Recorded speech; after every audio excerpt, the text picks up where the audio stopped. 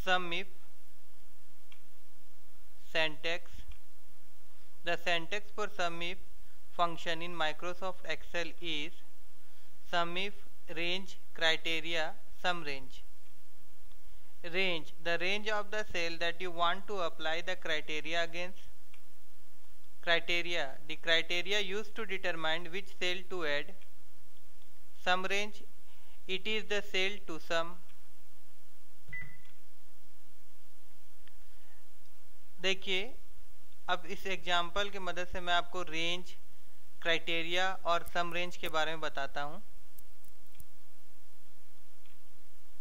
अब एक फॉर्मूला देखिए, सम इफ देन रेंज A2 से A13 देन क्राइटेरिया एप्पल और देन सम रेंज A2 से B2 से B13 तक।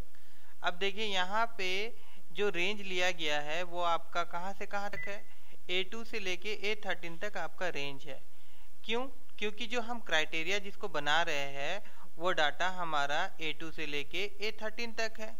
उसके बाद अब B2 से लेके B13 तक सम रेंज इसलिए कर रहे हैं कि जो डाटा हम ले रहे हैं उसका जो रेट लिया गया है, जो नंबर्स है वो कि यहाँ उसका रेंज कहाँ से कहाँ तक है, उसका रेंज B2 से लेके B13 तक है। तो सम इफ क्या करेगा, इस रेंज, ये जो सम ऑफ द रेंज नंबर जो है रेट दिया हुआ है, इसमें से सिर्फ पहले तो वो जाएगा आपका रेंज में, वहां से वो एप्पल को खोजेगा और एप्पल का जो रेट रहेगा वो सबको लेगा और फिर सबको जोड़ के हमें वो आउटपुट प्रोवाइड कर देगा।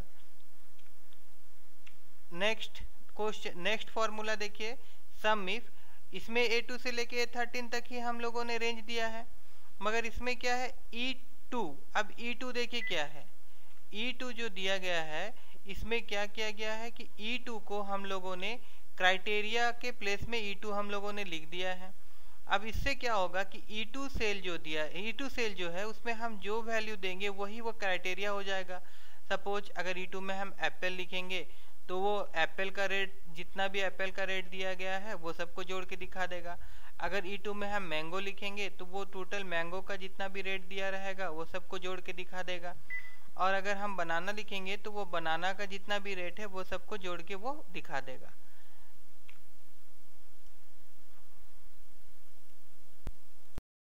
ये पैक देखते हैं। अब देखिए यहाँ पे जो एप्पल है तो यहाँ से हम जो रेट जोड़ना चाहते हैं वो सिर्फ एप्पल डाटा का जितना भी रेट दिया हुआ वो सबको जोड़ के हम इस सेल में देखना चाहते हैं। तो हम इसी सेल में फॉर्मूला लिखेंगे।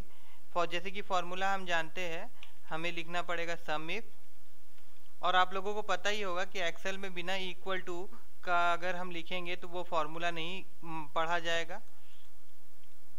देन ब्रैकेट, उसके बाद रेंज। तो रेंज देखिए हमारा कहाँ से कहाँ तक है, ये टोटल डाटा हम सेलेक्ट करेंगे, ये हमारा रेंज हो गया। फिर कॉमा देंगे, उसके बाद हम क्राइटेरिया लिखेंगे। तो हम यहाँ पे एप्पल का ही रेट देखना चाहते हैं सम करके, तो यहाँ पे क्राइटेरिया हमारा एप्पल हो गया। उसके बाद अब एप्पल का रेट कहाँ पे लिखा गया है, उसका रेंज क्या है, उसका रेंज जो है उसे हम सम रेंज कहते हैं। इस रेंज को हम सेलेक्ट करेंगे और उसके बाद ब्रैकेट देंगे और फिर इंटर मार देंगे। देखिए अब यहाँ पे देखिए कितना एप्पल था, 1 Apple, 2 Apple, 3 Apple, 4 Apple, 5 Apple, और एप्पल का रेट कितना है 40। तो 40 को 5 से आप इंटू कर देंगे तो कितना आएगा 200। ठीक है। अब देखिए बनाना का देखते हैं। ये सॉरी, हाँ बनाना जो है, देखिए ये जो बनाना लिखा हुआ है एक्चुअली में ये ब्लैंक है, यहाँ कुछ भी नहीं लिखा हुआ। अब मैं करूँगा इक्वल टू दूंगा, सम इफ फॉर्मूला लेता हूँ, लिखता हूँ, ब्रैकेट देता हूँ। इसमें भी जो रेंज है हमारा यही रहेगा। उसके बाद ब्रैकेट, देन जो क्राइटेरिया था, ये क्राइटेरिया में मैं इस सेल को सेलेक्ट कर लेता हूँ। इससे होगा क्या कि इस सेल में मैं जो लिखूंगा ये फॉर्मूला में, ये फॉर्मूला में क्राइटेरिया उसी को माना जाएगा। उसके बाद मैं सम रेंज दे देता हूँ। अब देखिए अभी यहाँ पे कुछ नहीं दिखा रहा है क्योंकि ये वाला सेल जो है ये हमारा क्राइटेरिया बॉक्स बन गया है और हमारा क्राइटेरिया बॉक्स जो है अभी वो खाली है। क्राइटेरिया बॉक्स बना इसलिए हुआ है क्योंकि यहाँ पे क्राइटेरिया की जगह में हम लोगों ने इस सेल का एड्रेस दे दिया है। तो अब सपोज कि अगर आपको देखना है मैंगो का, तो यहाँ पे आप मैंगो लिखेंगे तो देखिए मैंगो का ही सम करके दिखाएगा। सपोज यहाँ पे अगर आप बनाना लिख देते हैं तो ये बनाना का दिखाएगा। ठीक है, आइए और एक एग्जांपल देख के सम इफ को समझने की कोशिश करते हैं। अब ये देखिए सम ऑफ सैलरी ग्रेड ए, ये तो सिंपल है। यहाँ पे आप जाएंगे, जैसे हम लोगों ने एप्पल का निकाला था उसी तरह से सम इफ लिखेंगे। फिर अब देखिए यहाँ पे जो ग्रेड ए है इसका रेंज कौन सा है, इसका रेंज जो है ये B2 से लेके आपका B8 तक है, तो हम इसको सेलेक्ट कर लेंगे। उसके बाद हम किससे देखना चाहते हैं, ग्रेड ए को, तो यहाँ पे हम ग्रेड ए क्राइटेरिया में लिखेंगे।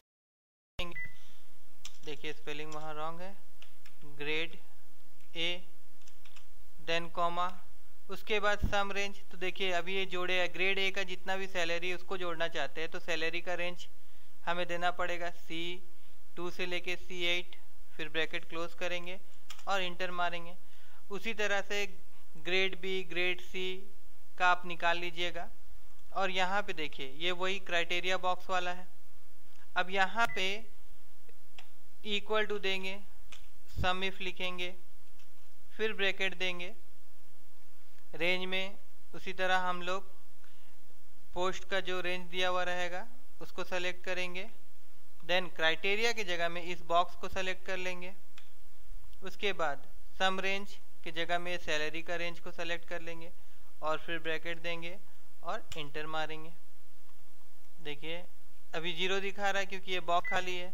यहाँ पे जैसे मैं ग्रेड सी लिखूंगा तो ये ग्रेड सी का सैलरी जो है जोड़ के दिखा देगा। अब नेक्स्ट देखिए सम ऑफ सैलरी लेस देन 15,000, तो इसके लिए क्या करना पड़ेगा, फिर सम इफ देन ब्रैकेट, उसके बाद इसका जो रेंज होगा, देखिए यहाँ पे रेंज चेंज हो जाएगा। इसलिए चेंज हो जाएगा क्योंकि अभी जो हम कंपेयर कर रहे हैं वो ग्रेड ए बी सी से नहीं कर रहे हैं, वो हम 15,000 से कर रहे हैं जो कि नंबर है। तो यहाँ पे सैलरी वाला रेंज हमको सेलेक्ट करना पड़ेगा।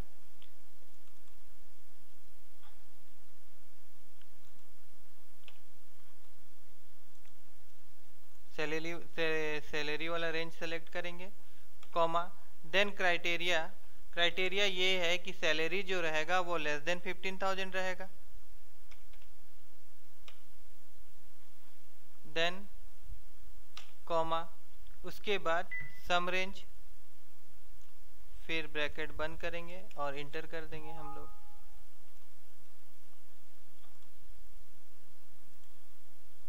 अच्छा यहाँ पे इन्वर्टेड कॉमा देना पड़ेगा। ठीक है, देखिए